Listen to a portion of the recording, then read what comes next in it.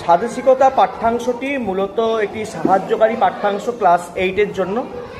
এটি রবীন্দ্রনাথের লেখা এবং রবীন্দ্রনাথের যে সমস্ত লেখা পড়া হয় তার বেশিরভাগই কিন্তু প্রকৃতিকেন্দ্রিক এবং এটি কিন্তু দেশাত্মবোধক। এই লেখাটি হচ্ছে দেশাত্মবোধক। নিশ্চয়ই বুঝতে পারছিস নাম থেকে দেশাত্মবোধক, স্বাদেশিকতা।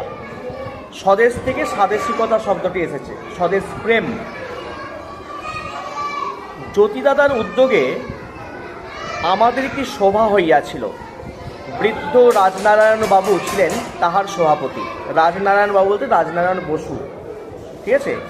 ইহা স্বাদেশিকের সভা। স্বাদেশিক মানে স্বদেশী দলের সভা। স্বদেশী দল মানে বুঝতে পারছিস তো, যে দলটা মূলত বিপ্লবী সংগঠন। কলিকাতার এক গলির মধ্যে এক পোড়ো বাড়িতে সেই সভা বসিত। সেই সভার সমস্ত অনুষ্ঠান রহস্যে আবৃত ছিল। বিপ্লবীদের যে কোনো সভা মানেই তার মধ্যে রহস্য থাকবে।